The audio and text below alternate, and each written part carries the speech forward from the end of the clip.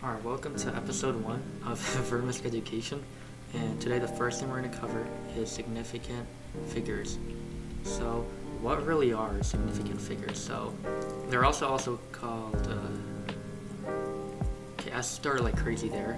They're often called Sig Figs, and they're the digits in a number that are considered reliable and necessary to express the precision of a measurement, right? So, when you're working with data from an experiment or a lab, Sig Figs ensure that your final answer does not imply more precision than the initial measurements allow. So here are the rules for significant figures. So non-zero digits are always significant. So numbers 1 through 10, those are all significant, right? So that includes like 1, 2, 3, 4, 5, 6, 7, 8, 9, 10. Those are all significant. I mean, I don't think like, wait, would 10 work? Okay, whatever. Let's just think 1 through 9. So, another rule you need to know is that zeros between non-zero digits are always significant. So, like if you had 1002, you would think these wouldn't be significant because those aren't non-zeros. I mean, these are zeros, and to be significant, you need to be a non-zero. But since these are between two non-zeros, these are significant right here. Now, the third rule you need to know is that leading zeros, basically 0 to the left of the first non-zero digit, are never significant. Those are just placeholders. So we have like 0.00025. All of these are not significant because these are leading zeros. But trailing zeros, those can be significant only if there's a decimal point. So let's say we had 12,000, right? These wouldn't be significant, but if there was a decimal right here, then all of these would. Same goes for something like 1.200, 12.00, 00.12, or even 12.0000000000. So all of those are significant. So let's go through a couple of examples. Alright, so we got a couple of examples down here. So you can pause the video and try doing them yourself, and you can see what you get. Alright, so for this first one, we can see that there's a bunch of leading zeros, and we remember that leading zeros are not significant. So the only significant numbers here are 500 and 2, and there's 3 of them. So there's 3 Sig Figs. Now remember, this is in between of two non-zeros, so that's going to be significant. Now we have 25.00 grams, right? Now we know that trailing zeros can be significant if there's a decimal point, which there is right over here. So we have 1, 2, 3, 4 significant numbers, and all of these are significant. So 25.00 grams with 4 Sig. Yeah, let's type that. Sig Figs. Now this one is in scientific notation, but you really only care about these ones right here. Now again, there's a decimal point, so there's 3 significant numbers. So we have 1.20, and now it's going to be 3 Sig Figs. Now remember, you always want to remember the units. Now we have 19.99 degrees Celsius. Now again, there's a decimal point right here. So 19. Okay, wait, I'm so sorry. Okay, 19.99. Alright, so we have these significant numbers, and since there's a decimal point again, did I explain that earlier? Okay, yeah, I think. You got 4 Sig. Okay, you know what, whatever. Sig Figs. Now this one is 67.41. Again, I think like I said it enough to the point where you should already kind of know, but 67.41 with 4 Sig Figs. Alright, this time we're going to talk about calculations with significant figures. So the rules are kind of the same for addition. Okay, what the heck? Oh wait, I'm on the wrong thing. Wait. Okay, for addition and subtraction, whenever you're rounding, you want to round to the least decimal place. So if I had 3.02 plus 25.67, right? Basically, okay, wait, this is a bad example. Let me do a different one. 3.2 plus 25.41. So basically, wait, let me just put this in my calculator. I'm not good at calculating. 3.2 plus 25.47. You're gonna get 28.67, right?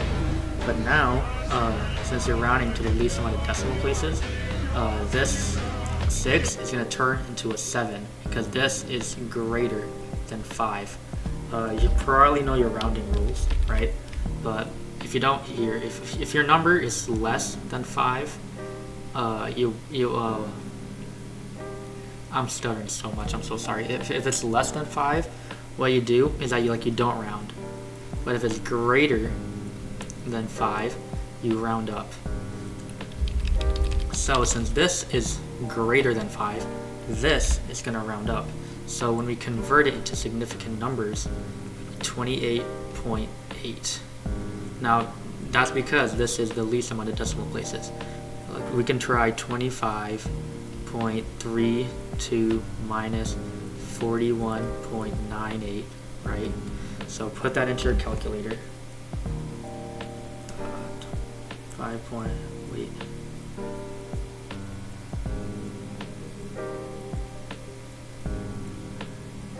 You're gonna get negative 16.66.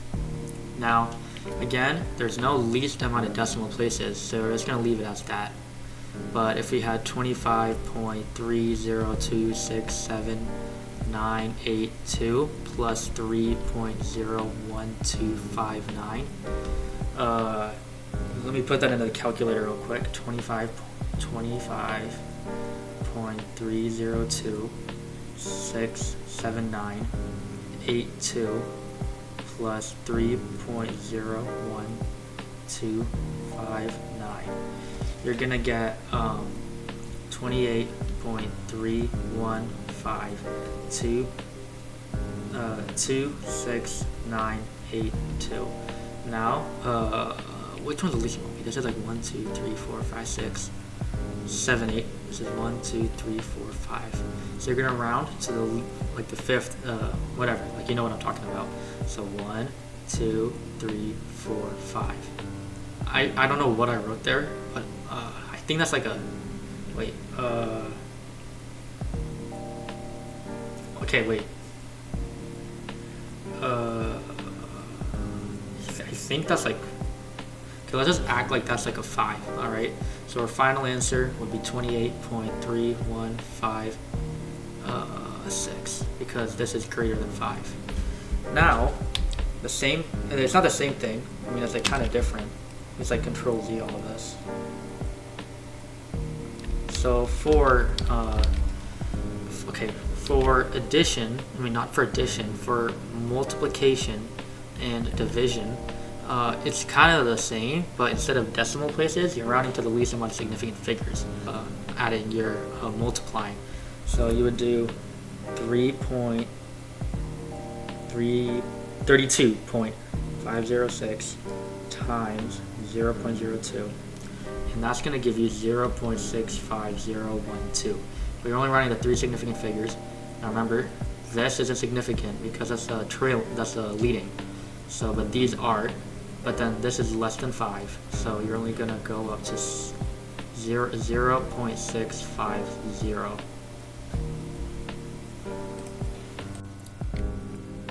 Alright, so let's try a division problem.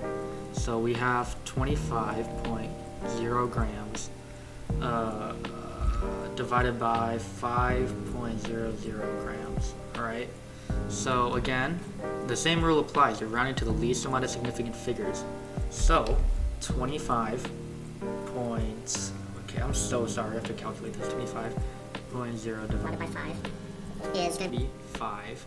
But you always want to remember, okay, it won't just be 5. You want to always include your significant figures. So it'll be 5.00. but the least amount of significant figures here is 3. So it would just still be 5.00.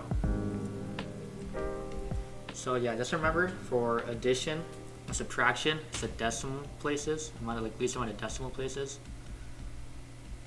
But for division and multiplication, it's least amount of sig figs.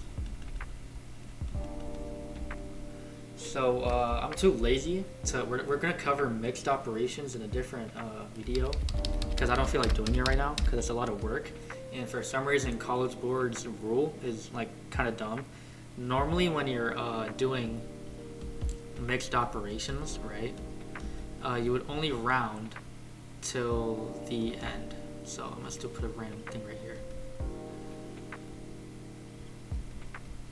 So normally you would do your parentheses all here, right, and do this. Then you would add, and then whatever you get, right, let's say this equals x, you would round x only at the end. But for some reason, College Board says to round while you're changing operations and stuff. So yes, it's just confusing. You can do that on your own. I don't feel like doing it. But what we're going to cover right now is scientific notation. All right. So what is scientific notation? Hold up. Let me pull up the Google Doc. Okay, so scientific notation is a way to express a very large or very small numbers in a compact and manageable form. It simplifies numbers by representing them as a product of two parts, a coefficient and a power of 10. This notation is widely used in scientific, engineering, and mathematical fields. All right. So basically, the general form. Okay, why is this there? Okay, let's just ignore that. Wait, I think that was like the addition symbol from earlier. Yeah. Okay, whatever. But normally it's represented by a time. Okay, let me write it down. Okay, not in that. Okay, so normally it's just represented by a times 10 to the power of n. All right. So a is the coefficient, 10 is the base, and n is the exponent. So the exponent tells you how many places to move the decimal point, and count the number of significant figures in the coefficient a using standard rules. So let's say if I had, let me pull up a random example here. So if we had 85,000, okay, not 85,000, or you know what, let's do 85,000. I don't even know if that's 1,000 or 100, but whatever. So you would basically when you want to convert from a normal number to scientific notation, keep on moving the decimal places either left or right until there's only one non-zero. So I'm gonna move it only one time to the right, so that becomes 8.5, right? But I only moved it once to the right, so your exponent is basically how many times you moved it. It's going to be 8.5 times 10 to the power of 1. And you can put that into your calculator and you'll get the same number as earlier. You can do 8.5 times 10 to the power of 1. Okay, my calculator's not working, but you can try that on your own. But let's say that we have like a number like 0.00068, okay? Now, you're moving to the right. So I'm gonna move 1, 2, 3, 4 decimal places, okay? And then my number becomes 6.8 times, but this is like the I guess the cool part. When you're moving right, your exponent's gonna be negative, but if you're moving left, your exponent will be positive. So this number would become -4. Yeah, wait, 1, 2, 3. Yeah, it would become -4. And then if you put that into your calculator, you'll get this number. Alright, so now let's cover unit conversions. I'm just write it down right here.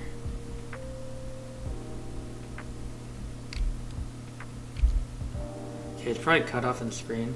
Let me fix that real quick. Alright, so sometimes you're gonna sometimes when you're in chemistry you need to convert certain values, right? So if I have 10 kilometers and I want to convert that into meters. If you already know the metric system, right, you can easily convert this. But thing is that in your chemistry class, you're probably going to have a chart for metric prefixes, right? So let's say that I want to convert 10 gigagrams to let's say picograms, right? So you'll have your chart that your teacher probably gave you, and you're going to see next to those prefixes there's going to be a factor like 10 to the power 9, 10 to the power negative 12, 10 to the power 6, 10 to the power 3, stuff like this, right? So when you're converting, a neat thing you can do is that you can do basically subtract those exponents, right?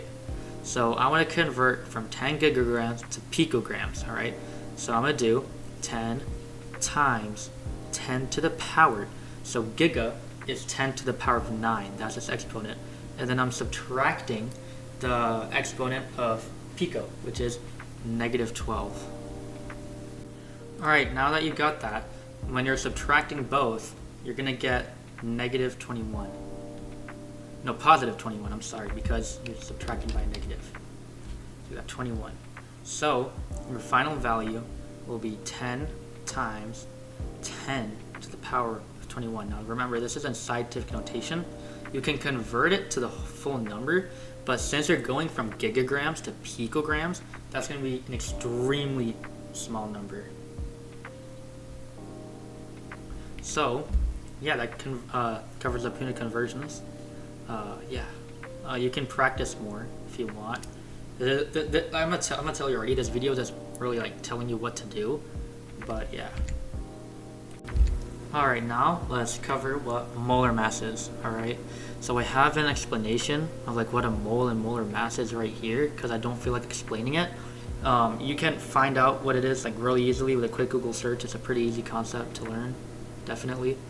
And let me show you how to really calculate molar mass. Okay, so you most likely know what the formula is for water. It's hydrogen to oxygen, which is also pronounced as H2O. Now, since I have this thing right here, okay, we're gonna calculate what is the molar mass of this. Okay, so we know that there's 2 hydrogens, right, and 1 oxygen. Basically, this subscript right here is how much of something there is, alright? So I can do hydrogen times 2, which is 1.008 times 2. That's going to be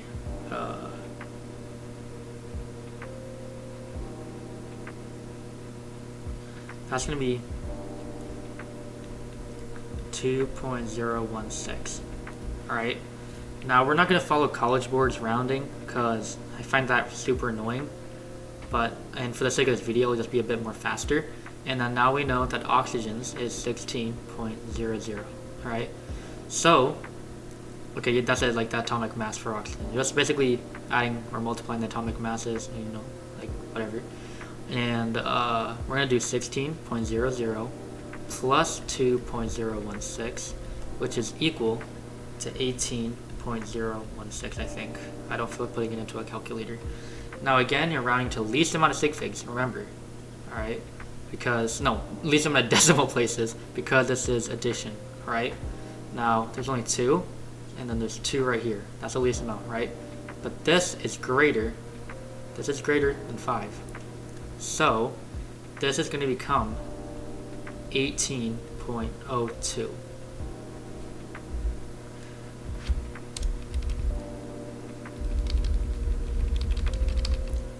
Alright, let's try a bit more of a complex example. Alright, let's try magnesium with oxygen, hydrogen. Yeah, I'm gonna write that a bit better. Magnesium with oxygen and hydrogen, right? 2. So when you see a subscript like this applies to both whichever elements are in those parentheses. All right. So first we've got to find the atomic mass for magnesium. which is, I have a different periodic table. You might have a different periodic table, but mine's a bit more precise. So it's 24.305, right? That's magnesium. Now, we need to find oxygen. So what's oxygen? All right, remember there's 2 oxygen because of this subscript right here. So 16.00 times 2 is going to be 32.00. Remember your sig figs. And hydrogen is going to be 1.008 times 2, which is 2.016. Now you're going to add all of these, all right? So you're going to do 24.305 plus 32.00 plus 2.016. And then that's going to give you 58.321. Okay, hopefully you guys can see what I'm doing. Okay, you are. And now we're going to round. So which is the least amount of decimal places? You guessed it right here. That's 2 decimal places. So right here is, you're going to round up to here. This number is less than 5. So it's going to be 58.32. That's the molar mass of this compound right here. Alright, now we're going to cover mole conversions. So basically what are mole conversions? Let's say I want to know how many atoms there are in a 10-gram sample of iron, or a sample contains 3.01 times 10 to the 23rd molecules of carbon monoxide. What is the mass of the sample in grams and all that, right? So you want to remember Avogadro's number by heart, 6.002 times 10 to the 23rd, right? That's Avogadro's number. So let's say we want to know how many atoms in a 10-gram sample of iron. So what you're going to do is that you always want to remember moles is equal to the grams of the substance divided by its molar mass. Okay, that's not how you write molar mass. That's just like whatever, doesn't matter. So what you can imagine is that we're going to find the amount of moles, right, by dividing 10.0 grams over the molar mass of iron. But in this case, it's just 1 iron, so it's going to be its atomic mass, which is 55.845. So put that into your calculator.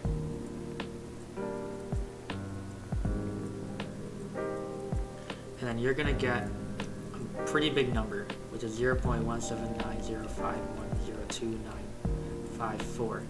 Now, you're going to want to multiply this by Avogadro's number, all right? So we're going to multiply this by 6.022 times 10 to the 23rd.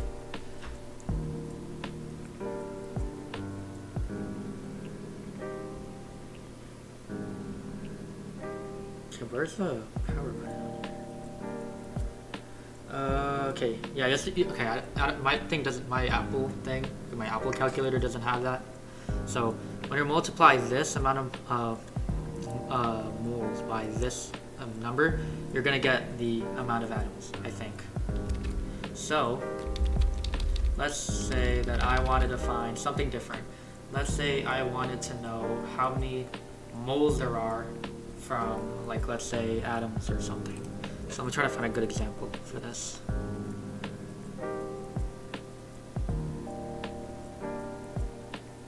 Okay, I can't find a good example for this, but all you're going to want to know is that from moles to molecules, atoms, or whatever, is the moles times 6.022 times 10 to the 23rd. But if you want to go from, let's say, atoms or something to moles, you're going to divide by 6.022 times 10 to the 23rd. And yeah.